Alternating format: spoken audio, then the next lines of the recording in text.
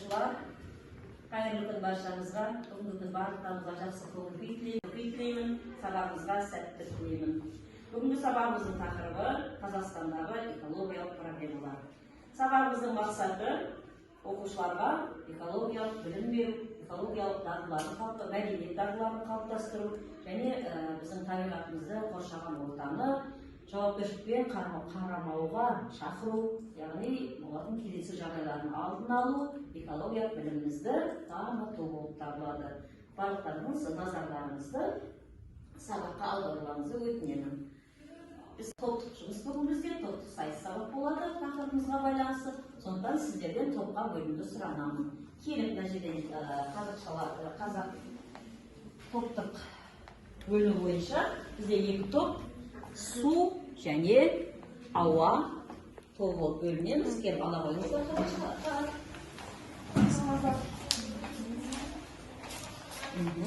Бөлініп отыра қояйық. Жылдамдатайық балалар, жылдамдатайық.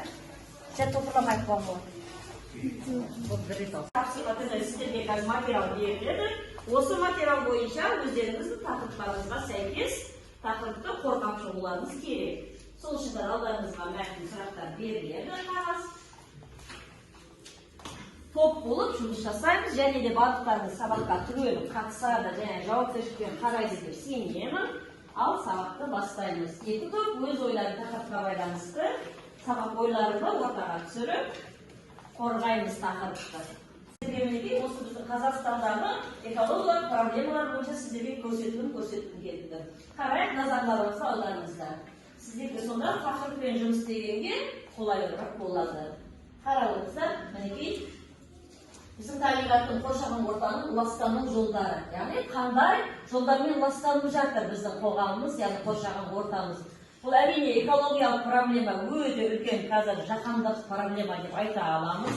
Себебі бұл тек қана біздің Қазақстанда емес, барлық жерде өзгерістер, климаттың өзгеруіне, яғни экологиялық апаттың алдында тұрмыз деп айта аламыз. Өзіміздің Қазақстанның аумағын алатын болсақ, біздің Арал теңізінің өзінің, Каспий теңізінің судың ауаға таралу, яғни ол жердегі судың тартылып теңіздердегі тұздың ауаға ұшуы білесіңдер, оның ауаны ластауы, осы ластанудың салдарынан қаншама бізде қазір проблема, яғни адамдардың ауруды денсаулығына зиян тиіп жатқаны, көптеген өндірістен шыққан қалдықтардың, барлық ауаға шығып жатқан түтіндердің қалдықтарынан, яғни көптеген зардабы болып жатқаны барлығымызға аян. Мен сіздерді осы атмосфераның ластануы, көріккістер, қаншалықты Семей полигоны, осы көрсетілімге қарап сіздердің ойларыңызды жинақтап, сабаққа қосымша ойыңызды толық саламызды сенемін. Мінекей ауа тобының өздеріне берген тапсырманы, яғни ауаның ластануы бойынша тақырыпты қорғайды. Мінекей сөз кезегі. Ауаның ластануы. Ауаның ластануының 5 түрі бар. Биологиялық, микробиологиялық, механикалық, химиялық және физикалық. Ауаның ластану себептері: түрлі қалдықтар, пайдаланылған газдар, улы газдар, радиация, ауаға зиянды заттар және орманның өртенулері жатады. Ластануының түрлерінде тағы да машиналардың, көліктердің айдалуы. Көлік айдалған кезде одан түрлі химикаттар, яғни ауаны ластайтын улы газдар шығады. Және зауыттардан көптеген түрлі улы газдар шығады. Ол тек қана ауаға емес, адамға, жануарларға да зиян.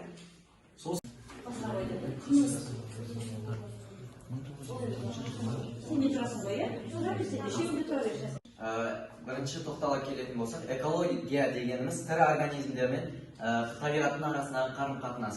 Бізге берілген тақырып судың адам өміріндегі маңызы.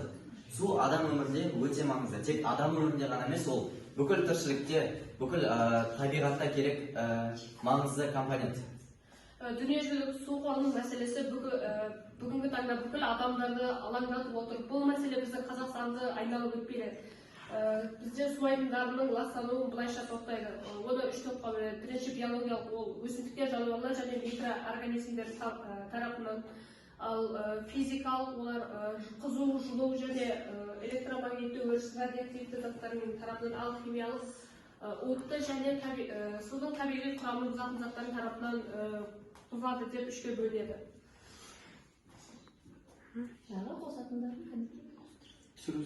Allah sabahımızın kelesi bölümü bizim söz cümbakпен сұрақтарға жауап берейік, иә? Яғни біз осы сөз жұмбақты дұрыс шешетін болсақ, біздің тақырыбына байланысты жасыл желек сөзі шығу керек. Сұрақтарға мұқият қараңыздар, кәнекей. Бірінші сұрақ. Каспий теңізінің солтүстігінен құятын өзен. Жауап береді екен, қол көтереміз тек қана. Жауап бере ғой. Жайық. Су адам өмірінде өте маңызды компонент. Қазақстанда көптеген көлдер, өзендер кездеседі. Бұлар адамзаттың суды тиімсіз көп мөлшерде пайдалану арқылы табиғат өзінің қорғаныш қасиетін жоғалтып жатыр. Ластану көздеріне, өнеркәсіп өнімдерін сақтайтын қоймалар, химиялық заттар және тыңайтқыштар, тұрмыстық қалдықтар, ірі құрылыс учаскелері, күзгі алаңдар және бұрғы скважиналар болып табылады. Бұлардың бәрі біздің өзен көлдерімізді ластап жатыр. Көлдеріміздің мөлшерінің азаюы, бұл, яғни оларға құятын өзендердің адамдар өз пайдасына жұмсау, яғни бөгеттер жасау арқылы өзінің егіншілік пайдасына жұмсау. Бұл судың мөлшерінің азаюына және оның кеуіп кетуіне үлкен зиян тигізеді. Химиялық заттар, бұл судың ішінде тіршілік ететін түрлі тіршілік иелері, яғни балықтар, солардың қырылуы, мұның бәрі судың болашақта бізге жетіспеушілігін байқатады.